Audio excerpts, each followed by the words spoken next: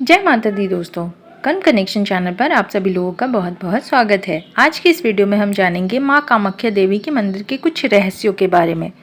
असम के गुवाहाटी में स्थित कामाख्या देवी का मंदिर देवी सती की योनि की पूजा होती है। साल के 3 दिन यहाँ पर पुरुषों का प्रवेश वर्जित है। ऐसे ही कुछ रहस्यों के बारे में हम आगे वीडियो में जानेंगे। माता कामाख्या देवी का मंदिर पूरे भारत में प्रसिद्ध है। यह मंदिर 52 शक्तिपीठों में से एक है।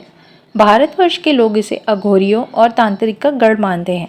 असम की राजधानी दिशपुर से लगभग 10 किलोमीटर दूर नीलांचल पर्वत पर यह मंदिर स्थित है।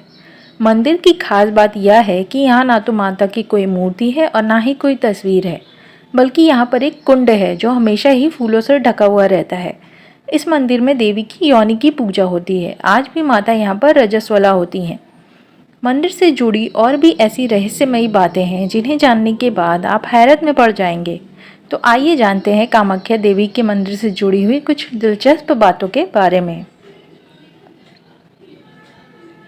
मंदिर धर्म पुराणों के अनुसार भगवान विष्णु ने अपने चक्र से माता सती के 51 भाग किए थे। जहाँ जहाँ पर यह भाग गिरे वहाँ पर माता का एक शक्तिपीठ बन गया। इस जगह पर माता की योनि गिरी थी, इसलिए यहाँ उनकी कोई मूर्ति नहीं है, बल्कि योनि की पूजा होती है। आज यह जगह शक्तिशाली पीठ है। दुर्गा पूजा, पौहान-बिया, दुर्गा देउल, बसंती पूजा, मदान देउल, अम्बुवासी और मनसा पूजा पर इस मंदिर की रौनक देखते ही बनती है।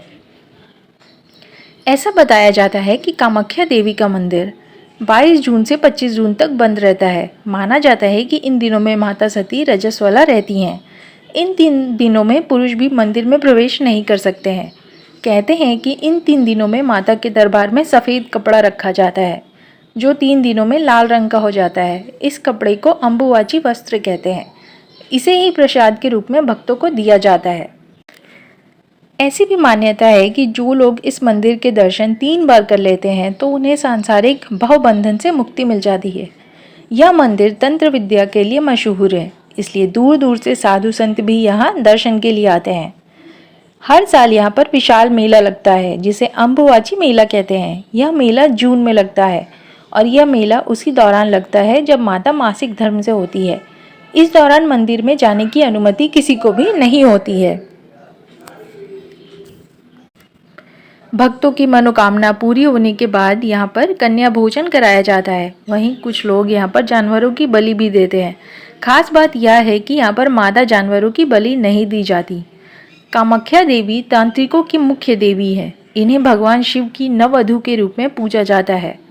माना जाता है कि यहाँ पर तांत्रिक बुरी शक्तियों को बड़ी आसानी से दूर कर देते हैं। यहाँ के साधुओं के पास एक चमत्कारी शक्ति होती है, जिसका इस्तेमाल वे बड़े ही सोच समझ कर करते हैं।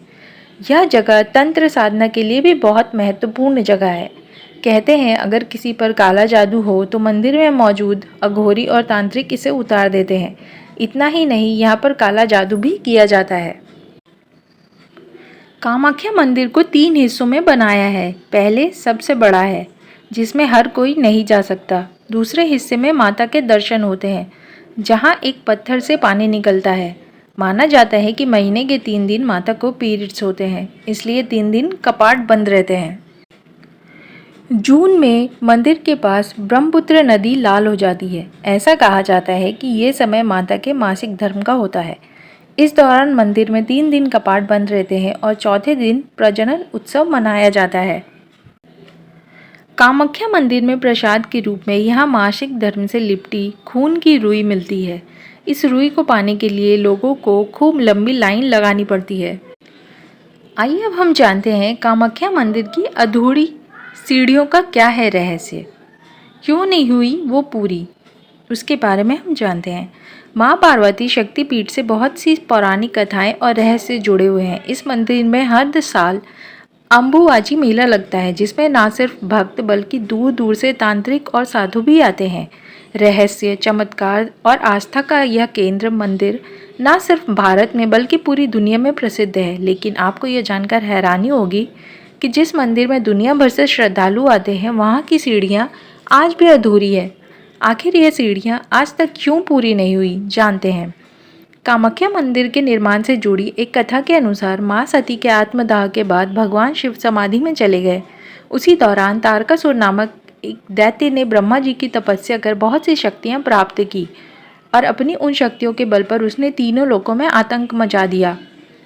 तारकासुर के आतंक से परेशान होकर जब सभी देवताओं ने ब्रह्मा जी से उसके अंत के बारे में पूछा तो उन्होंने कहा कि भगवान शिव का पुत्र ही इस असुर का वध कर सकेगा।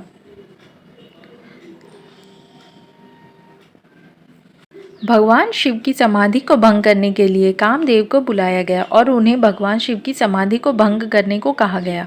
कामदेव ने अपने बाणों से शिव जी की समाधि तो भंग कर दी, जिसके बाद आंख खुलते ही महादेव ने क्रोध में आकर कामदेव को भस्म कर दिया। कामदेव की पत्नी रति यह देखकर बहुत दुखी हुई और अपने पति को दोबारा जीवित करने की प्रार्थना करने लगी। भगवान शिव ने रति का प्रार्थना को स्वीकार कर लिया और कामदेव को पुनर्जीवित कर दिया, लेकिन उसका रूप, रंग और शक्तियाँ गायब हो गई थी।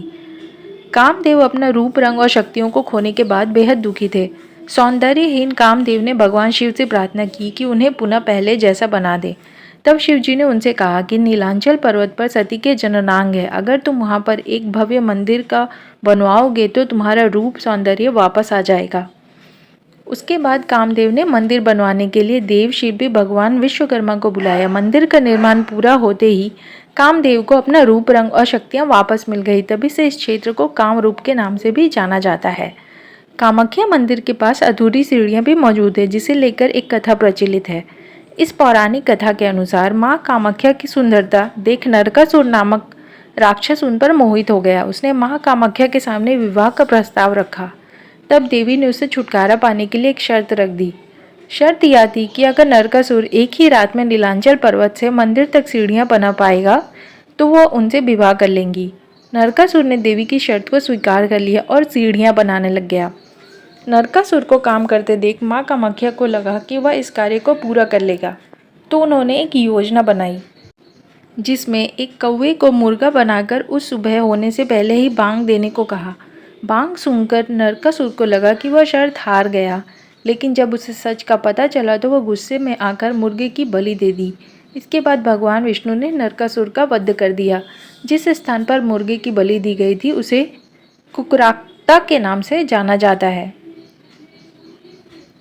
आशा करती हूँ दोस्तों दी गई जानकारी आप लोगों को पसंद आई होगी। आपसे अनुरोध है कि कर्म कनेक्शन चैनल को ज़्यादा से ज़्यादा लाइक करें, शेयर करें और सब्सक्राइब करना ना भूलें। धन्यवाद।